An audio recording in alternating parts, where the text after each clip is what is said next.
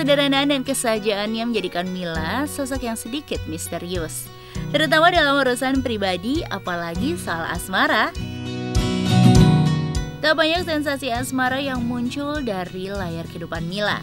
Padahal tidak sedikit pria yang mengidolakannya. Kaisang misalnya, putra Presiden Jokowi, adalah satu dari para pria pengagum sosok Jessica. Yang pastinya sih seneng banget gitu kalau misalnya, aku sih selalu seneng kalau misalnya bisa jadi inspirasi untuk orang lain siapapun itu, apalagi seorang Kaisang, seorang anak Pak Presiden gitu yang sosok ayahnya itu sangat menginspirasi aku juga, yang sangat aku idolakan juga gitu. Jadi nggak nyangka, benar-benar nggak nyangka aja sih aku bisa seperti itu. Puji Tuhan kalau emang aku bisa menginspirasi dia. Kita emang mengidolakan Jokowi gitu, saling mengidolakan ya. Kita mengidolakan bapaknya, anaknya mengidolakan adik gua gitu kan. Itu kocak sih menurut gua gitu.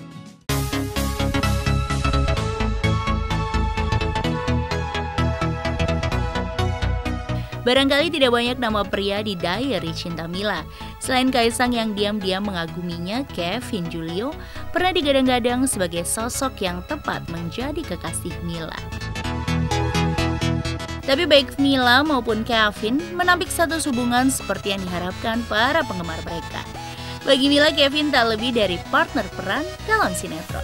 Kita partner sampai sekarang tuh emang partner kerja, dan itu maksudnya luar biasa sekali gitu. Maksudnya sampai akhirnya kita ketemu lagi di GGS dan kita berdua emang benar-benar kerja profesional, kerja partner job itu enak banget gitu loh.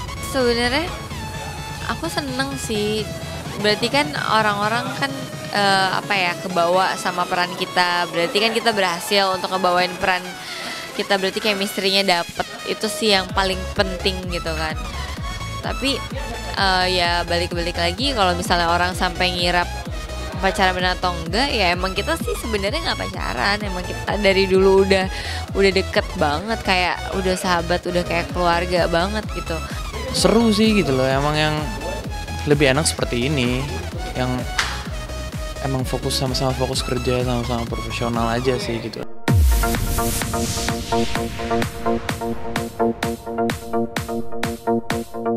Cukup lama Mila membiarkan hatinya kosong tanpa bunga-bunga asmara, bukan karena alergi dengan buayan cinta. Sebaliknya, Mila hanya sedang menunggu pria yang tepat saja.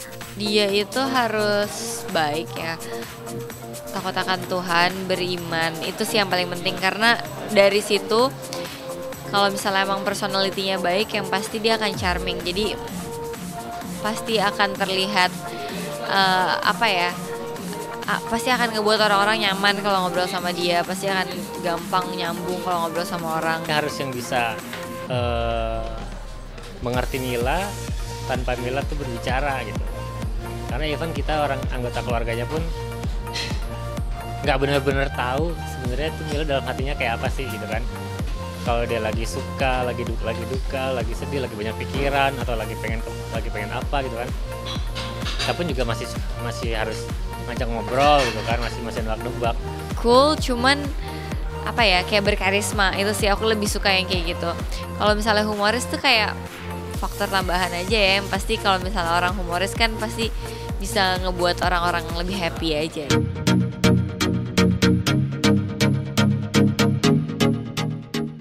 Dan pria itu kini hadir dalam sosok seorang Miska Chandrawinata.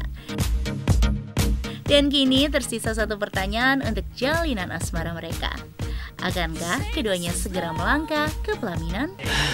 Kalau itu sih jujur sih yang bisa jawab Mila sih. Maksudnya kalau kita sebagai abang ya, kita lebih mencoba untuk ketika ada misalnya siapa yang datang ke nganterin Mila gitu ya misalnya.